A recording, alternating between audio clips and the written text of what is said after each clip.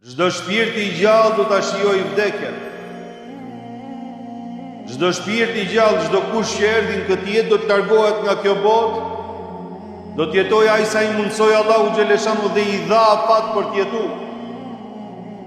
E juve ditën që do të largoheni nga kjo botë dhe do të ringjalleni për dalë përpara Allahu xhaleshanu, do të merrni shpërblimet për gjithçka që keni vepruar dhe keni punuar në këtë jetë. Faman zuhziha anin nari wa udkhila al-jannata faqad faz. Ai i cili shpëton dënimit Allahut, pra, ai i cili fiton faljen e Zotit. Ajo që është më e madhe, falja dhe kënaqësia e Allahut xhaleshanu, ai ka fituar, ai ka shpëtuar. E pa dyshim thot Allahu xhaleshanu, përjetimi i kësaj dynjaje është përjetim mashtrues Zotit.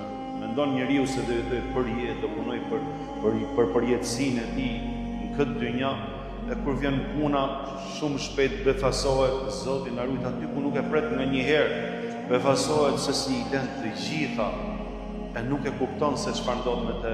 Vetëm na gënjen mendja sikur neve jemi pra të plot fuqishëm për veten tonë dhe sikur neve kemi gjithçka në dorë për veten tonë dhe bëjmë gjithçka neve dhe kemi gjithçka pra përpara veteve tona, subhanallahu.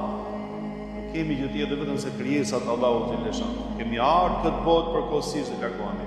Dhe qëllimi kryesor, thot Zoti xhaleshanu, jeto mirë, puno mirë, vepro mirë, mundohu të jesh pozitiv me Zotin, me njerëzit, me të gjithë krijesat.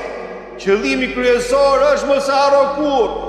Nëse shpëton nga dënimi i Allahut dhe fiton faljen e Zotit, nëse fiton faljen e Allahut xhaleshanu, kjo është fitoria më e madhe.